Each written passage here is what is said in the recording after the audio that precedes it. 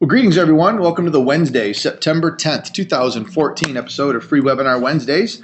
This is Eric Cook with WSI Internet Consulting, where we work with businesses and organizations on helping them better understand and leverage the power of the internet as a strategic business tool.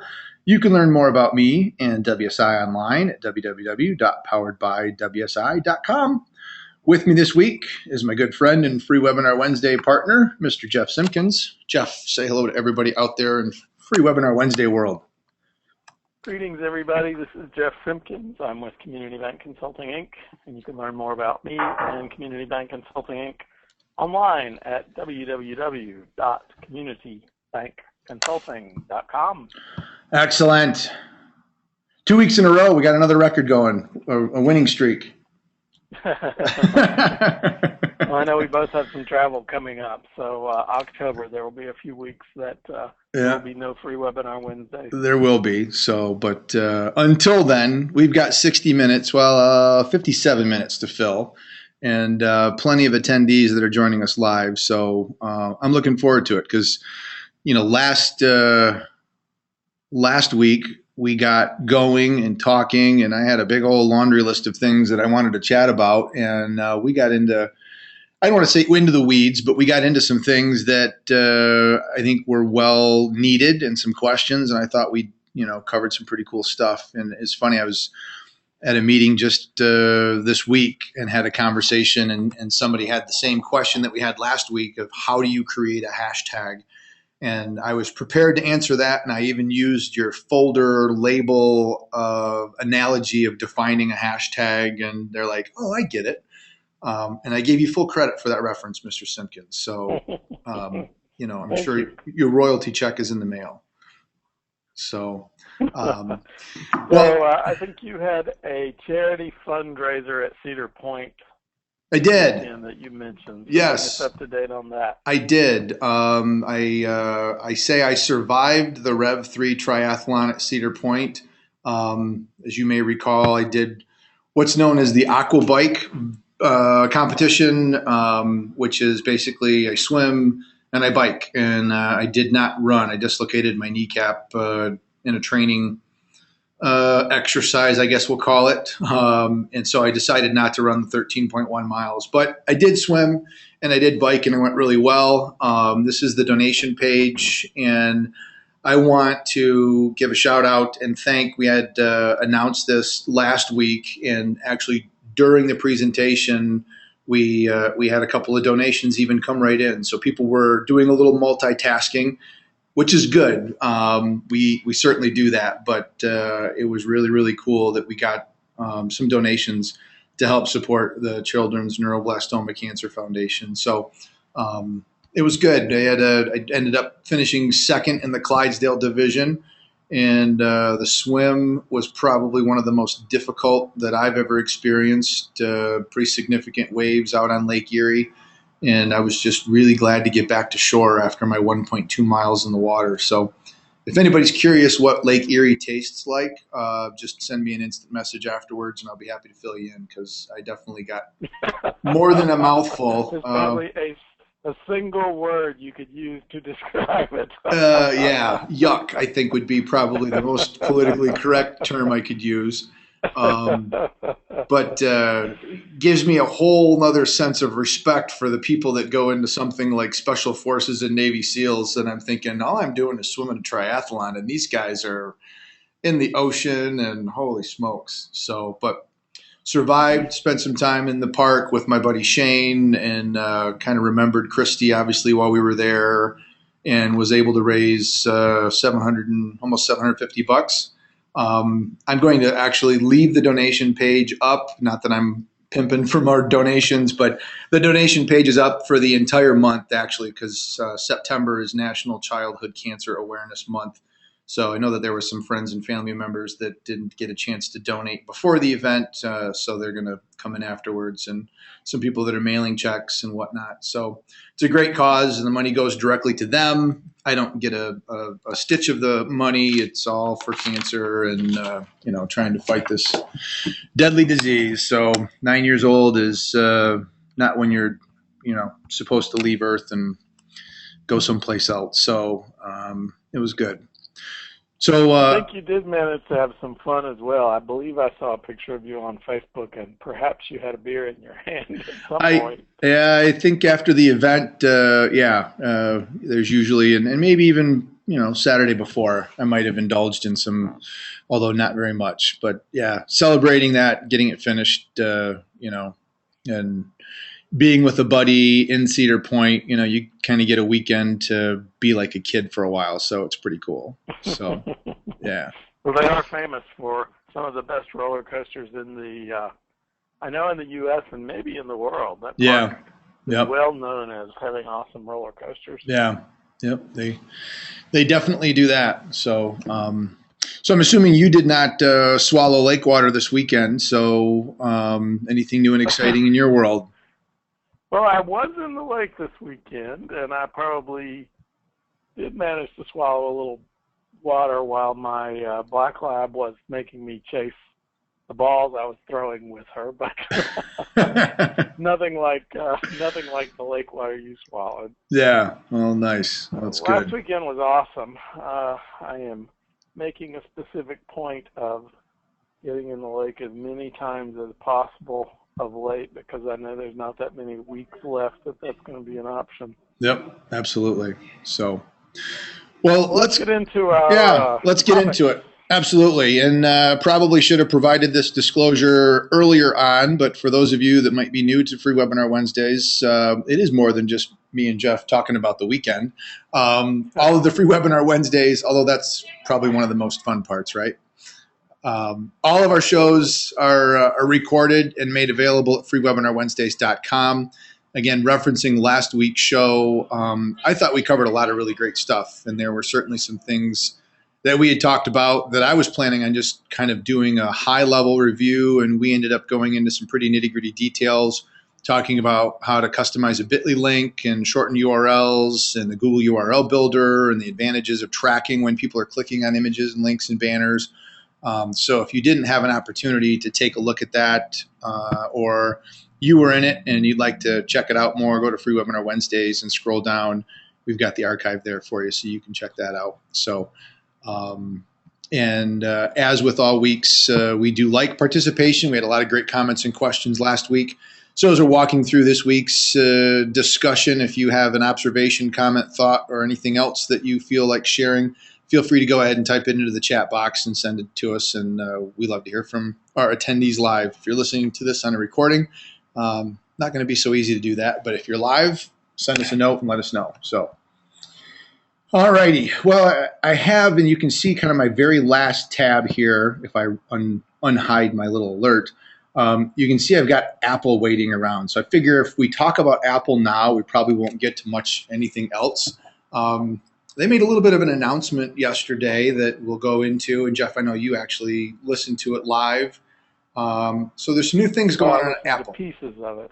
Pieces of it. So we certainly aren't the de facto expert. Maybe we should have invited Mr. McPherson to join us again, and he could have, I'm sure he had it streaming in his office. Maybe he was even there, got to listen to you too or something. But we'll talk about Apple and kind of wrap that up. Some of the things that they have announced, and new services, new devices, and what that may mean for the overall digital kind of gadget market in general. One of the items that I wanted to talk about last week, and Jeff, you and I are Google Drive, Google for Business users. I caught that Google Enterprise actually has changed its name, even though you can see the URL says Enterprise. They've changed their name to Google for Work instead of Google Enterprise. And I don't know as if there's been a ton of functional changes in the services that they offer, but what I have gleaned out of it is Enterprise, I think, sent the connotation that you have to be a large organization to use their enterprise level software, their enterprise level solutions. And I think with this name shift to Google for Work, what they're trying to do is position it, and you can see just from some of the screenshots that they're showing here, the bike mechanic, the small business. I think they're trying to position themselves not as an intimidating big service that you have to be an expert on or a lot of employees to be able to take advantage of. I think they're trying to be more attractive to the small business owner. And I know that you are, I'll probably get the name wrong. Aren't you like a certified Google for Business or Google Drive provider? What's the official title that they've granted you? I'm butchering it, I know. I have no clue. Yeah. That was a service that I helped some folks with a couple years ago, and discovered it's something that if you do it on a large scale, it's worthwhile. If you don't do it on a large scale, it either costs you money to do it, or you're working for pennies for the hour. But anyway, Google does have business partnerships available. Yeah. But I think, and I'm starting to use the Google and the cloud. And I know one of the next items that we're going to talk about is kind of the decreasing cost and the increasing capacity of cloud storage, which makes it really easy for people to store things online. Of course, with the alleged iTunes hack and the leaking of the celebrity nude photos, that's got everybody now thinking cloud. But the nice part about all of the Google services is everything is out there for you, connected without necessarily having to have anything installed on your computer. And you can jump from workstation to workstation, computer to computer, access from multiple devices. And so if this is not an area, even if you're an Apple all-in person, there's still viability to take a look at Google for Work as a way to use that either from a personal family perspective or from work and being able to collaborate and share information and keep organized. We're doing a lot of blog content review and collaborative editing through the Google platform. And the more and more we use it, the more and more we introduce particularly our bank customers to it, they're surprised at, how two people can be in at the same time and working on it together, and some light bulbs are going off, which is kind of cool. Yeah, the one of the newish offerings in Google for Work within the last month or couple months is they have an addition. The base price for Google for Work is $5 per user per month.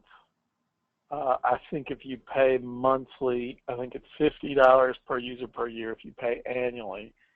They've got an expanded service available now that's $10 per user per month. And with the $10 per user per month plan, if 5 or fewer users, you get 1 terabyte of storage per user. If you have 6 or more users, you get unlimited storage on Google for Work. There was a period of time, Google's done a really outstanding job of adding new functionality, really almost daily, releasing new functionality as part of Google for Work. And there was a time that I didn't really care for the way Drive worked. I didn't feel like it had adequate search capabilities in it. But they have done a really, really nice job of improving Drive. And I've actually started using that as my primary online storage facility now. So, well, I think that's a really good value for $10 a month. I think you get 30 gig per user if you're on the $5 a month plan. Yeah.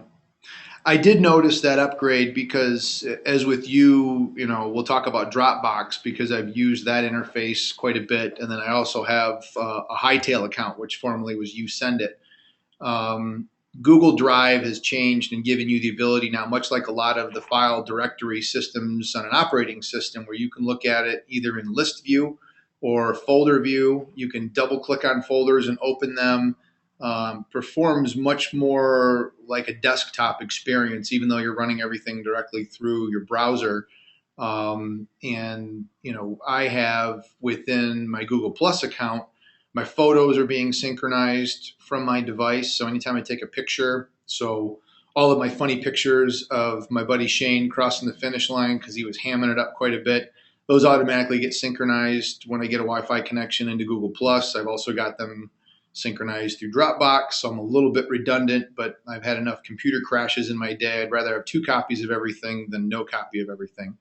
But with the storage and the capacity that's there, that's a pretty nice feature, and it is much, much easier, and it's a lot faster search capability. You would expect that as being part of Google, because that's really what Google is known for. But until this last update, I didn't feel as well as you that the search capabilities within the Google Drive really met what I felt that they should be for a company like Google. So, Right. yeah, so definitely nice. So, well, One of the integrations that you get if you use Google for work is within an email, you actually have a link to save directly to Google Drive any attachments, and that is awesome. You literally click on it; it takes you to your tree that you have your folders within Google Drive, and it's instantaneous. There's no uploading and worrying about bandwidth and things like that. Yeah. Now, for the audience that may be frequent flyers on Free Webinar Wednesdays, I think you guys probably know I'm an Android device guy and Jeff's an iPhone device guy. Are there any restrictions or limitations or enhancements that the Drive app either provides or limits you with on an iPhone and iOS, or is it really pretty seamless? What you want to do on the desktop, you can essentially do on your iPhone or your iPad? I would say it's seamless. The Drive app for the iPhone works awesome. Obviously, it doesn't store the information on your device, so the speed that you get information back is entirely dependent on the speed of the connection you have at the time you do the search. I was at a prospect site a week or so ago and pulled up some documents right from Drive and accessed them. It'll be interesting with the Google announcement yesterday. It's been leaked for a few weeks or so that there would likely be a new, larger iPhone, and of course that was confirmed yesterday. I have never been a big use my phone for that kind of stuff kind of guy because I use a MacBook Air, and it's so light I have it with me most of the time.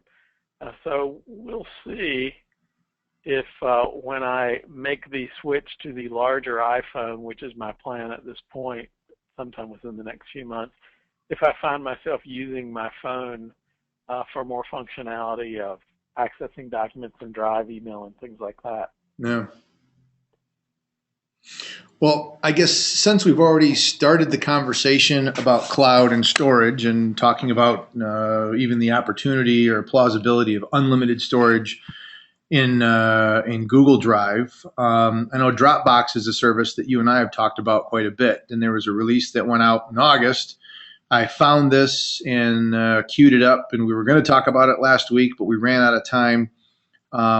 And as a result of, and I know you use box.com as well, or is it still box.net? I forget if it's one way or the other. They switched it to box.com. Okay. And yeah, go ahead and let's talk about Box after you finish with Dropbox. So I know Dropbox and Box and some of the others have gone through, and most of them, if you're not using the services, they give you some basic free accounts where you get maybe, I don't know if it's 5 or 10 megs worth of data space or something, like maybe it's more than that, just to get started. And if you want, you can flip over, but you can see a terabyte now giving you capacity for $10 a month, lowering its prices.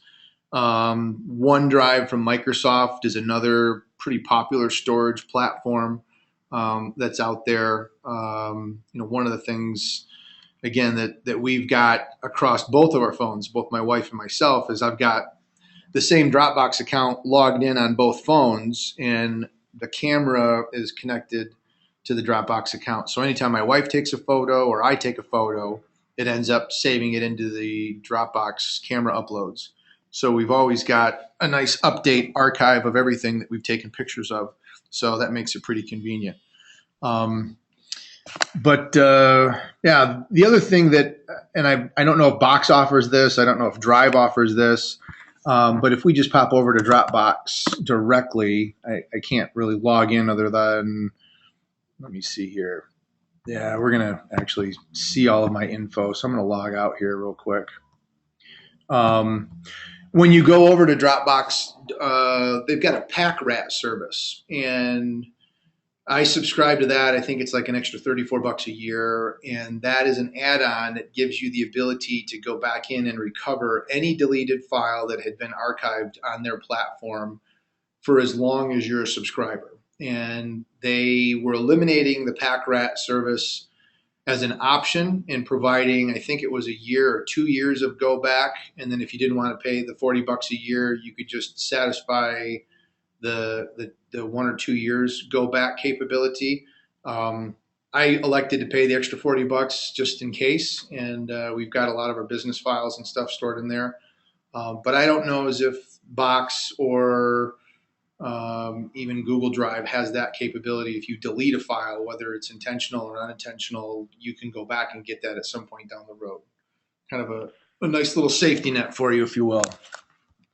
I'm sure Box or Dropbox has this feature. Both Box.com and Google Drive have programs that you can install on your machine that actually give you the ability, on the Mac it's called Finder, to have folders on Finder that sync real time with a matching folder on Google Drive. I actually use that a good bit. What I tend to do is I have a temp folder that syncs over to Google Drive, and if I know I'm going to save something to Google Drive that's not coming in from email, I will place it in the temp folder because I don't keep my whole directory tree in the Google Drive sync program. But I'll put it in the temp folder, give it time to be backed up with CrashPlan, which is the backup program that I use, and I think you still use it. Yep. With CrashPlan, it has that same feature. Anything that gets backed up on CrashPlan, as long as you have an account with CrashPlan, it gets archived forever. So I'm doing a similar thing. I'm just using a different approach. There you go. And as a gentle reminder to the audience, if there's a backup recovery service strategy approach that you're using and you like to share it as an alternative, certainly let us know. But yeah, CrashPlan, I had used Carbonite for a number of years, and this just seemed like a little bit better deal with a little bit more functionality. Yeah, Carbonite's awesome. CrashPlan did offer some pretty significant pricing incentives when they first came to market that both you and I took advantage of. But you know, I would consider switching back to Carbonite at some point in the future if they ever had that that feature that your files get saved forever. But it's not something they've ever offered that I'm aware of and don't currently offer. Yep.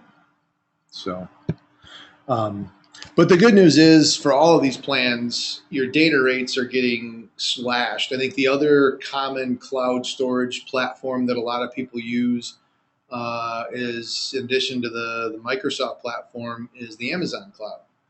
And Jeff, I believe you had been a user of Amazon cloud storage. And I don't know if you continue to use them, if that's just part of your Prime membership, or if you've kind of fallen out of favor for the Amazon. But you want to maybe comment about what's going on over in the Amazon world, or if you're using that anymore? You know, I've used it on a limited basis. The service that I use from them more than anything is the music storage service that actually scans my my hard drives for any music files when I run a program, and will place it in the Amazon cloud so I can access my music from lots of places, from my Roku and my phone and my iPad and my computer and all kinds of things like that. I think I have stored some picture files that's, I don't remember if it's part of my Prime membership, or seems like I got some expanded memory on the Amazon cloud storage. Amazon cloud storage, last I read, and I think this is an article that you actually posted, Eric, but Amazon cloud storage was losing the pricing war Um, at this point, I feel like because Google is something that I use every single day, Yeah. I'm probably going to be leaning more towards Google and just use Amazon as kind of a backup for music. Yeah. Well, suffice it to say, if anybody out there has been on the fence of using a cloud-based service, whether it's a formal backup platform like a Carbonite or a Crash Plan or kind of ad hoc file services, um, it's a buyer's market because the prices are dropping and you can get a ton of storage. I think back to the, mid 90s, early 90s, when we actually implemented our first local area network at the bank that I was at. And we put in Novell uh, 312, and I think the total storage capacity for the entire file server, which was about the size of a desk, it was maybe a gig at the most. And I thought, boy, I can't imagine ever going beyond it. It cost a pretty penny, and now you can get a terabyte worth of information for $10 a month, or storage. So it's kind of fun to see how that has evolved, and with all the digital resources and content that we're all accumulating these days, video and documents and images, having a place that you can get those saved and archived, and you know that they're going to be there.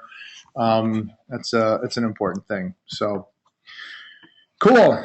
Any other thoughts on cloud storage? I got a couple other things I wanted to squeak in here just to make sure I stumbled across, and then we can hop in and chat a little bit about what's going on over in Apple world. Yeah, we haven't talked about Box that much. We've got it up on the screen right now. Yep. I have used Box in the past because of the tight integration with my email system and other business services. I'm going to move away from Box and again get over to Google Drive. Their pricing is not quite as attractive as Dropbox and Google Drive. They do have some really nice business features in Box, so I'm not knocking Box, but man, I love the integration that's available in Google Drive at this Right. point. One of the things we haven't mentioned that I certainly have envy over is that very, very limited number of towns that have the Google Fiber service. Are you familiar with that service? Oh yeah, yeah. Google Fiber. Yeah, that would be Kansas City. It's coming to Austin, Provo, Utah. But what made me think of Google Fiber is your Google Fiber, if you're on a paid plan, that includes 1 terabyte of storage. Yeah. No, that would be probably the best Christmas, birthday, anniversary, Father's Day combination present that anybody could ever give me, is if fiber came to my community. So that would be even better than an Apple Watch. Absolutely. Absolutely. So, yeah. And, at some point, we joke about the fact that fiber is in just some select communities. Is it possible that at some point down the road there's going to be technology that's going to make it? Maybe fiber isn't the answer. Maybe a new technology comes around that makes it possible to get fiber-like speed with less infrastructure cost. There's likely going to be some solutions coming around that will do that, just because internet connectivity and the need for bandwidth and data is becoming so ginormous. We have to think about the fact that the way that the internet was created over 40 years ago by Vint Cerf, one of the co-fathers. He had a pretty interesting interview on the Colbert Report probably about a month ago. And the technology that's running the internet today is really similar to what was developed back in, the late 60s, early 70s.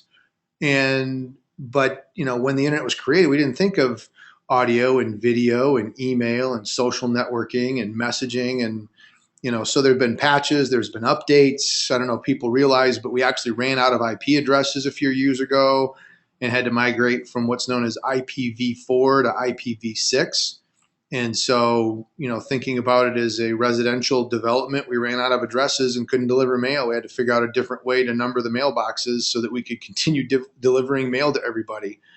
And, while we certainly hope we don't outgrow that, the concept of the Internet of Things and literally billions of nodes that exist or will exist on the internet, because your television, your Roku, your toaster, your refrigerator, thermostat, all of that. security camera.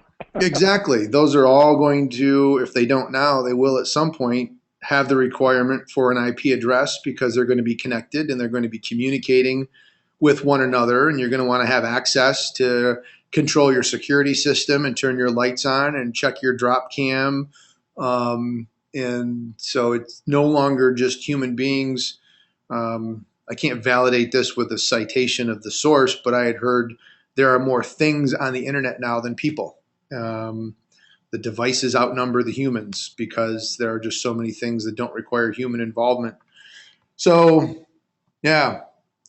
So suffice it to say, Google Fiber would definitely be on my wish list, although I'm not holding my breath for this one. I can't imagine the Marshall Battle Creek area being real high on Google's target list, unfortunately. So I'm surprised you're not moving to Kansas City or Austin just for that reason.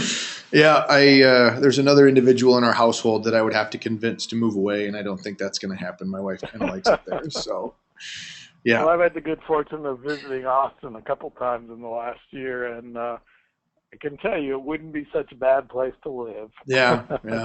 They probably sell a special strap that you have to use to hold your computer down to the desk when you plug it into the internet, because otherwise it'll just fly right off the internet or off your desk and out the window because it goes so fast. So, yeah. Next topic. Yeah, well, kind of a subtle continuation from our topic of last week. I know we talked about Bitly, and we talked about the Google URL builder and ways to track and monitor what's being done, which kind of was precipitated by my involvement in a banking conference for the Illinois bankers, doing a social media boot camp, basically. And one of the tools that I'm starting to use is a tool called SomeAll, and they've got two versions of it. The free version provides the ability for you to get an account, log in, and you can connect literally an unlimited number of accounts that will feed data into it and track from a metric and an analytical perspective. And what I mean by that is, let's say that you are a business owner and you've got a Google Analytics account, you've got a Facebook page, you've got a corporate Twitter account, and maybe you want to take a look at your LinkedIn. So like the main ones. And each of those have got their own analytics platforms that you can go into and you can see what's going on, but they're all separate and disjointed. And if you wanted to compare, it's not a real easy exercise. So what SomeAll does is it gives you the ability to use their platform as a dashboard, and you can go in and you can create these different dashboards. And as you can see here, we've got Twitter and Facebook, and it looks like they're using, I don't know what the green one is. I don't know what that one is, but let's pretend that, maybe that's Google Analytics, or maybe that's, looks like that might even be sales numbers from a custom dashboard. And now you can actually track your activity, and it plots all of that activity on the same graph. And the reason I like that is, for some of our clients, we're starting to do more proactive either Facebook promotions, or we're trying to get their employees more engaged on LinkedIn. And we're posting links to blog content that resides back on the business's website. So the hope is that as we see more engagement through social media, we're going to see more engagement through their website, through Google Analytics traffic. And by being able to go into a system like SomeAll, it allows you to track that dashboard, and you can see on a day in and day out basis, when one item moves, does it have any sort of an impact or correlation on other items that you're also tracking? And so it's a pretty cool platform. The thing that they are doing to monetize this is they've actually developed support, a secondary service where they can work with the business and help produce content that you can use to then send out as part of your Facebook updates, your LinkedIn status updates, your tweets. And so they have a paid service that they will actually provide assistance on building the content that can help generate the actual engagement and interaction for you. I'm not using that service because we have a team that does that. Especially in the banking industry, you kind of have to be careful what content you're creating. But from a tracking and a measurement perspective, it's pretty interesting to be able to get in there and pull up a dashboard and take a look at 3 or 4 different platforms, but have them all plotted on the same screen to see if there's really any, connection between all the different entities. So it's a relatively new one, and I don't know if a lot of people out there are familiar with it or heard of it, but it's kind of cool. So just as a general note, I see somebody actually in the live room looks like has raised their hand. That may have been a mistake or it may have been intentional. We've had technical challenges with the raised hand because that indicates to us that you want to ask a question and unmute your line. So if you do have a question, if you could just type it in the questions area, we can answer it for you there. Or if that was a mistake, you can go ahead and lower your hand, and that way it's not there. Or I could do it for you. Or you could do it for you. So the hand is lowered. So if you do have a question, certainly type it in. So, but this was one that I wanted to cover last week because when we went into the Google URL builder and even in Bitly, we showed how when links are clicked on and shared and activity results around things that you're actually producing, it gives you that tracking and that ability to actually go in and not necessarily from an ROI perspective when you're talking about return on investment, but return on engagement and see if you're actually getting any interest in what it is that you're doing. And this takes that really to the next level. I think you can even probably put in a Bitly account here, a specific Bitly handle, and see whether that's getting activity or not. So I'd be interested in hearing if there's anybody in the audience that has used this before, or if they're excited about trying to use it, or maybe you're multitasking and you're signing up for a free account right now. If that's the case, feel free to come clean. We won't teach you too much.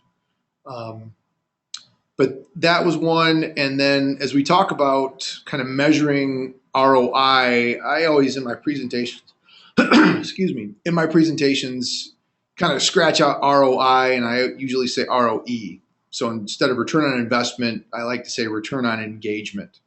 But when I did my social media session with Deborah, the co-founder of the Socially Legal Audit Tool, she says ROI, but she actually uses a different word for the I. And instead of investment, she likes to use the word influence. And so she has actually talked a couple of times in the session about services like Clout and Cred. And so I just wanted to mention those. I'm not going to get logged in and go through a nitty-gritty, intimate, tour. But if you've not heard of these before, these are platforms that actually you can, again, free account, sign up. They connect to your social platforms and they analyze your posting activity, your engagement, what sorts of information you're talking about, where do you tend to be most active? Is it in LinkedIn or Twitter or Facebook? And they come back with a score. And in Clout, it's a Clout score, and Cred, it's a Cred score. But this is designed, and there's a lot of people that debate whether it's valid or hokey pokey or contrived. But one of the metrics to actually go in and actually analyze and see what your influence is on others and what sorts of things you talk about. Deborah made the joke that according to Clout, she's an expert in zombies and pizza because apparently she had done a couple of tweets about pizza that got a lot of engagement and chit chat, but she's also a big fan of The Walking Dead. And so it's not social media law or legal issues or compliance, it's zombies and pizza.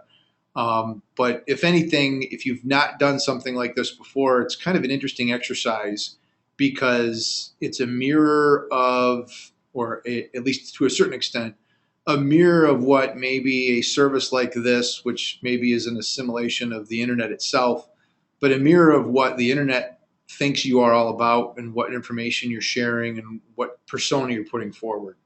And so if you end up like Deborah and you're all about zombies and pizza, but you really want your persona to be known as social media and it's something that you're concerned about, then, take a look at the content that you're sharing and the information that you're posting. And it's one way that you can, again, gain some feedback, just like SomeAll and the Google URL Builder and some of these others give you metrics on your links. These two services can provide you with some feedback and metrics on your social performance and what sorts of things you're talking about. So, Jeff, I don't know if you've ever signed up or done one of these. I'll see if I can get quickly signed in here with Twitter just to give an idea of, so we're getting a redirect here. Well, it does that. Any comments on your part? I don't. I haven't used services like this because for my business, it doesn't tend to be one of the routes that I found most effective. Yeah. So very similar to what SomeAll has done in their content production perspective. You can see that these are some of the things that it thinks that I would love to be a pro cyclist. I'm not, but I talk a lot about bicycling. But these are some of the suggestions it thinks, and it recognizes LinkedIn and marketing and technology. But it goes out and it finds some content and some people. Apparently, there's not a lot of LinkedIn or not a lot of clout people interested in banking. But if I go into LinkedIn, it makes go figure, huh? Reinforcing the comment I just made. Exactly. So, but if there are people that I wanted to engage with on LinkedIn or information that I wanted to learn, there's some content here, some articles. I can actually create and post directly from this platform. So that makes it kind of cool. So there's my friend Kirby. I'm sure he'll appreciate that. But some pictures. There's my ice bucket challenge with my wife, and you can see our dogs actually eating the ice cubes when we were done. So, but some interesting ways to just kind of see what the internet thinks about you, or at least what some of these platforms think about you. So, all right, we are in the final 15 minutes. I know we could talk more about this, and because you had the opportunity to listen in a little bit yesterday, I'm going to defer to you. I'm curious. What are your thoughts, observations, the things that you thought were cool, things you want to learn more about? Let her rip, my friend. I'm excited about the iPhone 6. There's a couple things on this that I think, I tend to skip one generation of iPhone. So I'll go buy Generation A, skip B, buy C, skip D, buy E, and so forth. The 6, I think, is the one that I'm most excited about. One of the things that I hope they do well is the new payment feature. What did they call it? Apple payment, something like that. Something like that. Now, are you talking about the 6 or the 6 Plus? Because I know they've got two sizes now. Are you going to go with the really, really large phablet or mini tablet, or are you going to go with the standard version? I think I'm going to try the 6 Plus. Actually, the 6 is larger than the current 5 versions by, I think, about a quarter of an inch. Okay. But I think I'm going to try the 6 Plus, the 5.5-inch version. The big one. I may hate it, but there's only one way to find out, and that's to give it a run. So Free Webinar Wednesday fans, keep tabs on this thread. Maybe the next month or so, there may be an iPhone 6 Plus available for sale from Jeff Simpkins. Depending if you like it or not. For typing in the question box, Apple Pay. Yep. And Apple Pay actually will only be available on the 6, 6 Plus, or if you have a watch, the new watch, you can use Apple Pay. that if you have a 5 or older version, it will not be available because it doesn't have the technology in the phone. There it is. So for the bankers in the audience, because I know we have a few of them that are with us today, as you see something like Apple Pay and payment methodologies being shifted into the device and the wallet or the note cards, or I can't remember what exactly they're called, as a community bank, is this something that I should be concerned about? Should I be worried or scared? Is this going to make the checkbook obsolete or my debit card obsolete that my customers are using? Do I need to figure out a way to get my cards into the Apple environment? What are your preliminary thoughts? So I can give you the information that's an overview of the information that's available now. Apple initially has partnered with some extremely large financial institutions. The way you will get your cards into the device is you will take a picture of the card, and the picture of the card will actually put the card information into Passbook.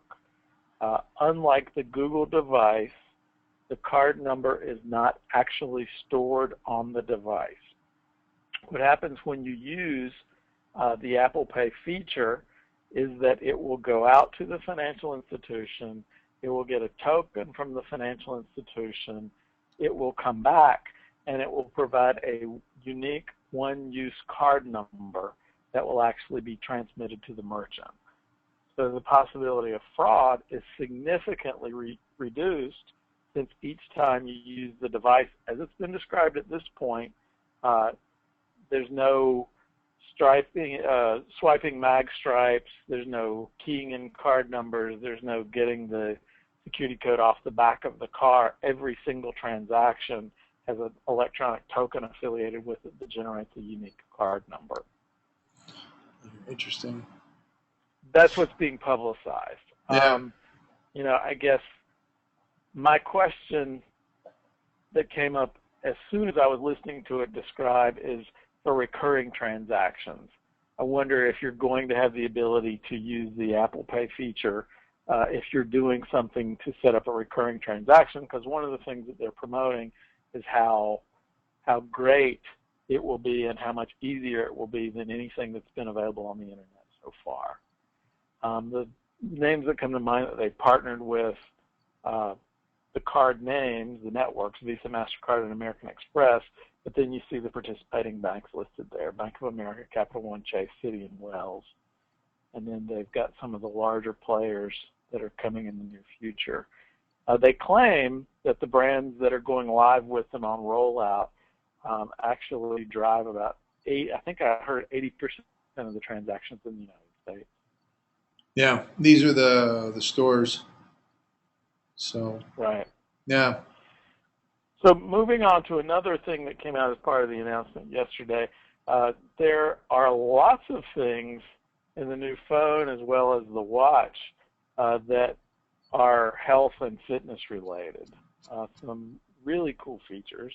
Yeah. Since you're Mr. Health and Fitness, did you happen to pick up on any of those?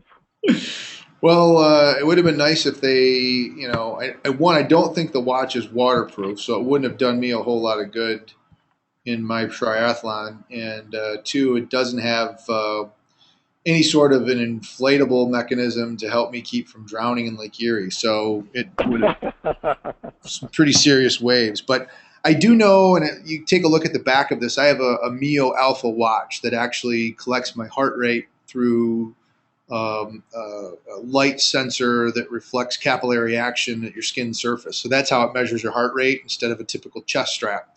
I did catch that the watch, the Apple Watch, is going to be able to also do similar technology. So I saw a little blurb where they interviewed Dr. Oz, and he's talking about being able to know information about you without you even really knowing that it even existed. And obviously in the healthcare industry, that certainly has some pros and cons associated with it as to whether or not that information is there. But it'll be interesting to see what happens with a lot of the fitness tracker services like the Fitbits and the Jawbone Ups and the Nike Fuels. I know Google, the Motorola 360 is scheduled to be coming out shortly, which also is going to be a smartphone kind of capable with alerts and notifications, different design.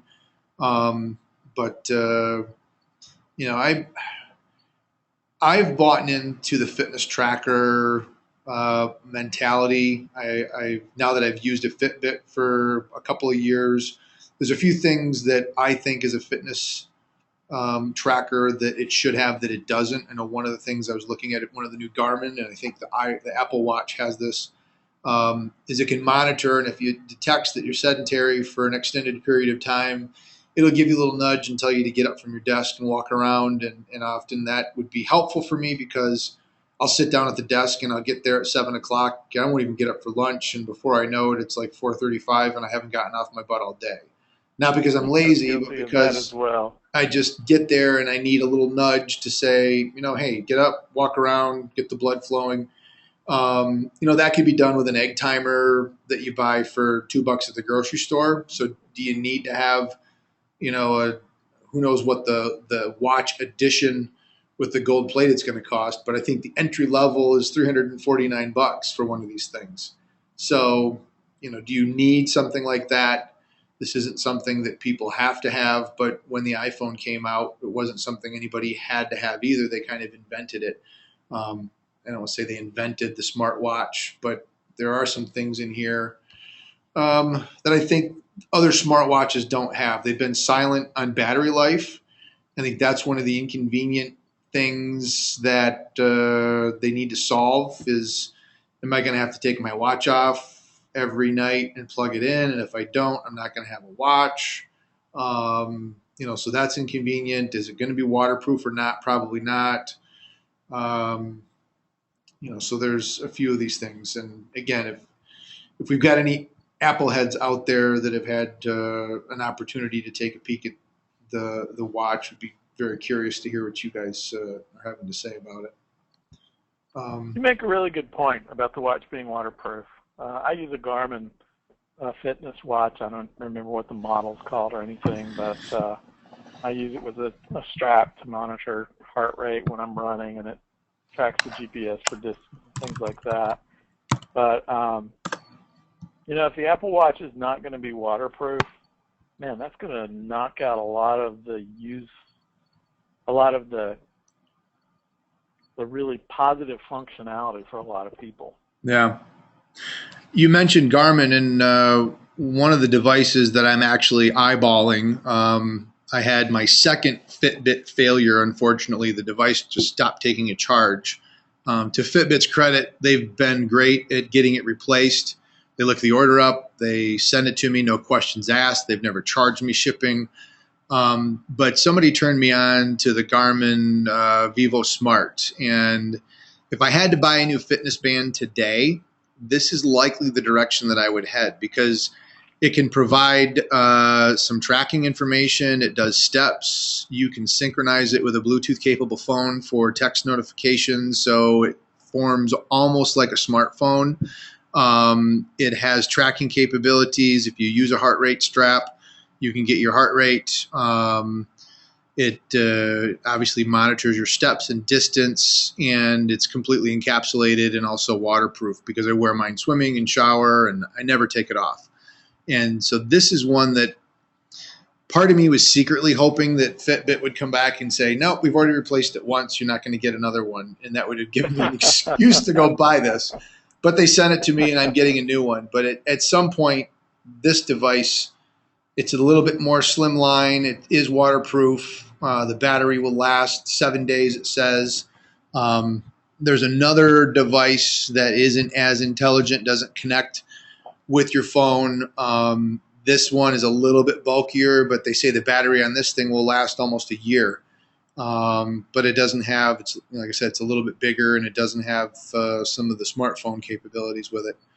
It's a little less expensive. So you mentioned Garmin, and that just kind of jogged my thought process here to kind of mention that. But yeah, not having a waterproof, you don't want to put something like this on and run the risk. I don't know as if any of the smart devices that you wear on your wrist, whether it's the Moto 360 or the Samsung or LG, if any of those are waterproof or resistant. But that would be a concern. And they've embraced the dial here as a navigational element, which my suspicion is introduces more seams and probably further hinders its ability to be waterproof.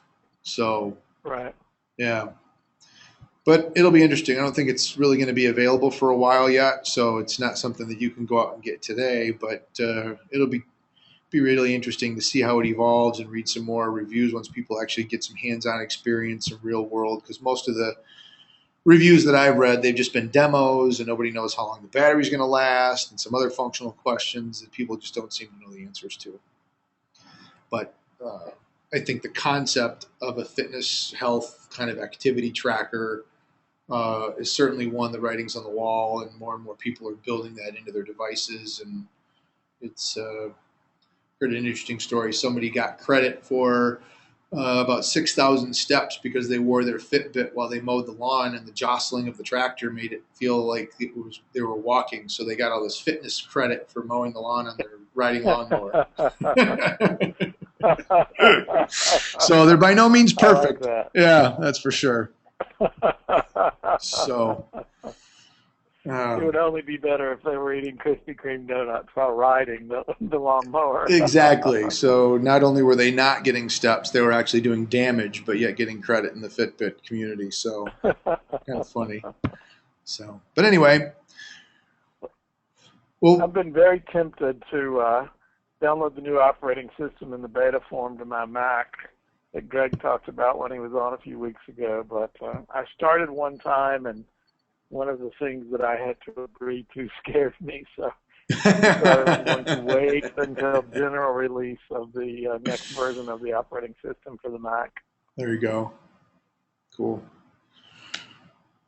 Well, we are at the 60-minute mark, Mr. Simpkins, and we could probably chat a little bit more about Apple, but I think the strategy of keeping this at the end was probably a good one. So we'll certainly be interested in watching how it evolves, and there'll be more reviews and ratings, and maybe after people get an opportunity to play with it, you get yours. We'll come back and we'll get Mr. McPherson, Captain McIntosh to come back and join and go a little bit deeper dive to have a conversation. That'll be kind of a fun one. So I will admit I've secretly thought about moving over into an iPhone, but I'm still not totally convinced yet. I just seems like every device I like, and I know it's not a good excuse, but I like having one cable that fits everything, and I'd have to carry a whole nother set of cables and a whole nother set of so I don't know. We'll have to see what you think, and maybe you can talk me into it. But for now, I'm still a tried and true Android mobile guy. I think you should stick with whatever device works for you. Yeah, absolutely. So, cool. Well, Jeffrey, another good show. Thanks, Bob, for the heads up on the name Apple Pay. Hopefully everybody got some good ideas. We'll be very curious in future episodes, or maybe drop us a note if you give SomeAll a try, or if you hop into Clout, what your score is, if any of those things are helping you. As a reminder, don't forget to click the like button on our Facebook page. Just search Facebook for Free Webinar Wednesdays. We post updates there as well when our recordings are available for viewing. And with that, I think we're to the end. So, Jeff, enjoy the rest of the week, my friend. You do the same. Thanks, everybody. Sounds good. Take care, and we'll see you next week at freewebinarwednesdays.com. Bye-bye.